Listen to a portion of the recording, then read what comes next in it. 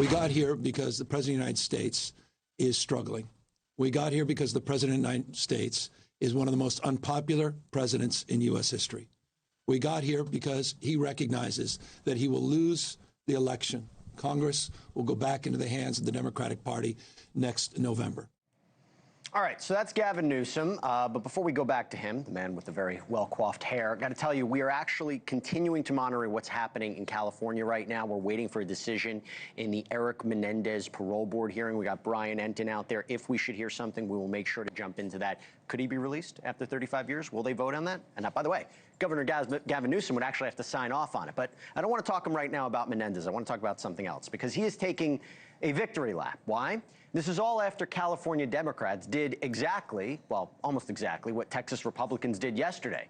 They approved a controversial new redistricting map, okay? And this all comes after a weeks-long social media fight between the California governor and the president.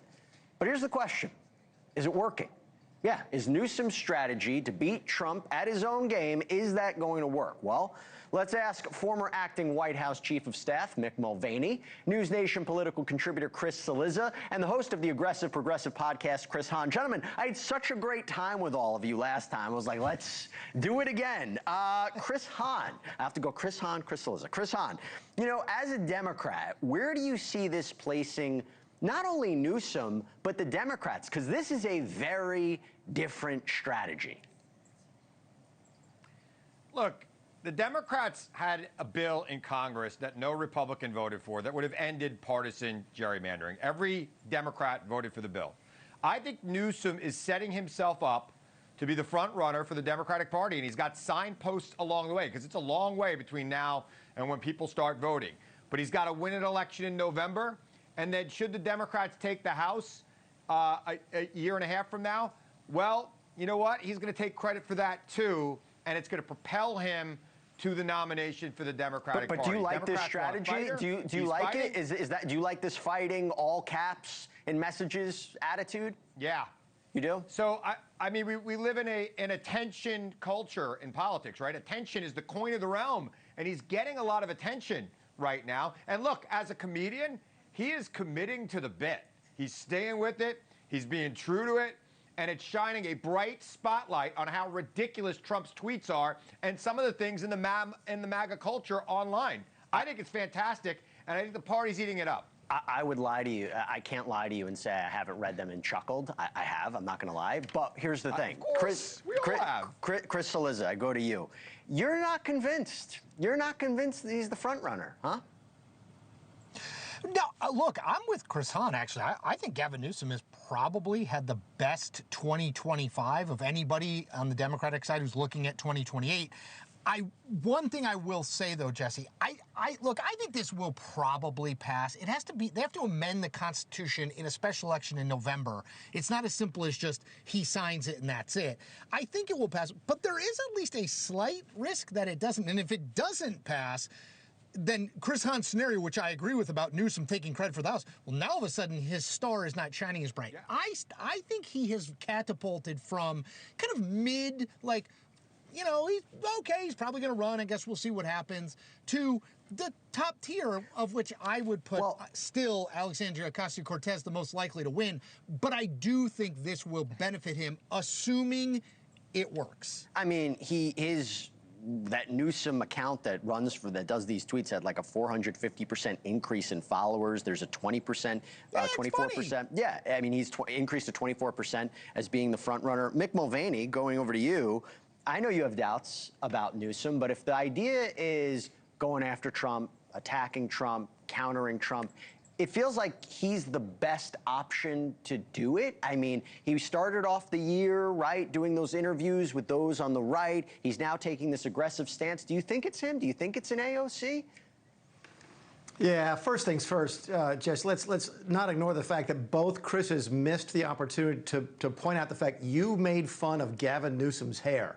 I don't know. I was complimenting it. Well said, Mick. It's well coined. It's well quaffed. We'll let Chris Hahn weigh in on that. It's a battle between we'll let Chris Hahn weigh in on that later. It's a battle between Jesse and Leland, I feel like, for best hair on the network. That is a battle that would take more than 20 minutes. Your hair, but, Jesse. I'm just saying. I hear you.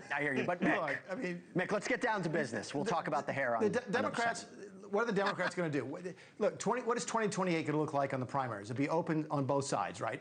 The Republicans are going to be falling over themselves to prove they are the closest to Trump, the most like Trump. They want to be the next Trump. The Democrats are going to be falling over themselves to do the exact opposite. Who is the most anti-Trump?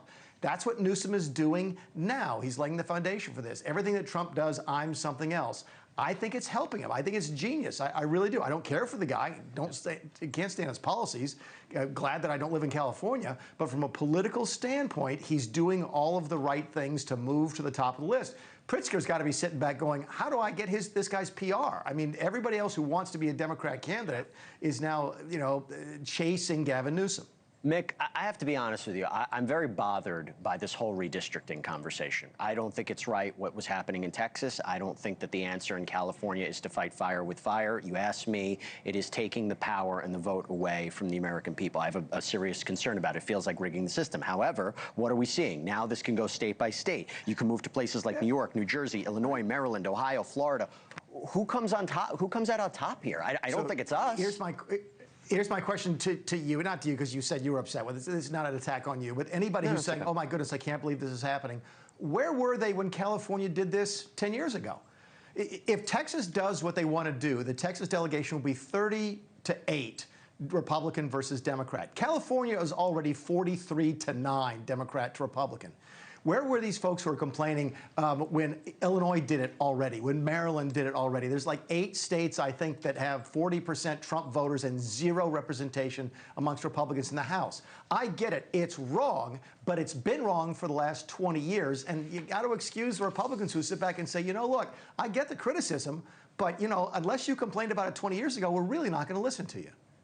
Well, Chris Hahn, let me give you the opportunity to respond to that. Yeah, because, all eyes are going to be on California in November for this special election on the ballot. Well, look, Republicans had an opportunity to vote for the John Lewis Voting Rights Act, which would have banned partisan redistricting. Even Democrats in heavily gerrymandered states like Maryland supported it. Not one Republican voted for it. They could have did it as a standalone bill. They haven't done that. Right? So I don't believe this is a both sides thing. And I think that ultimately, when this is all said and done, I think the Republicans do wind up gaining a couple of seats on Democrats through redistricting because they have an easier path to do that. But that said, I do think the Democrats still win the House. And I think that the margin of victory is going to be in California. And look, you're right. Chris is right. Gavin Newsom has made a big bet that the voters of California are going to approve this referendum. And I'm betting he has better numbers than Politico does about how that's going to happen. But should he win that bet, it is a ticket to ride. And I'm telling you right now, I think we all agree. Look, we're all professionals in this business. I can recognize good politics when I see it, and as Mick just did. This is good politics, and it's the attention culture that he's understanding better than anybody right now in the party. Chris Cillizza, I want to give you the final word on this whole redistricting battle. By the way, because if they go to like Indiana and Missouri, they're not picking up that many seats, the Republicans. Yeah. No, but I think Chris Hahn is right, which is like if you do net, there's just more. That map is great. Thank you, producers, for putting that up. Look, Florida and Ohio are bigger states that Republicans control. That, in theory, they're going to be able to squeeze a few more districts out of. Indiana, Missouri, that's one district probably. Illinois is already gerrymandered to the hilt. I don't know how much more you're going to get out of that. And in New York and New Jersey, it's against the state constitution to open up the lines in the middle of the decade. You got to change the state constitution. That's not going to happen until 2027. So I still think Republicans lose the House just because of historic midterm with an unpopular president. This may not wind up being hugely will differentiate all that much, Jesse. I think it's terrible for the average voter who already don't know who their member of Congress is, and it's just going to further make that more difficult. So it's bad for democracy. It may wind up being close to a wash. Let me end on this. Since Newsom and Trump are talking together, they're basically saying the same thing. I look at that map and they would both say, Beautiful map. Best map we've ever created. Great map. Great map. All right, Chris Cillizza, Mick Mulvaney, Chris Hahn. I didn't do the voice on purpose. I'm beyond that. I'm beyond that. Thank you all so much. It was great to see all of you. Thanks, guys. Thank you for watching. Subscribe below and download our NewsNation app right now on your phone, and you will get fact-based, unbiased news for all Americans.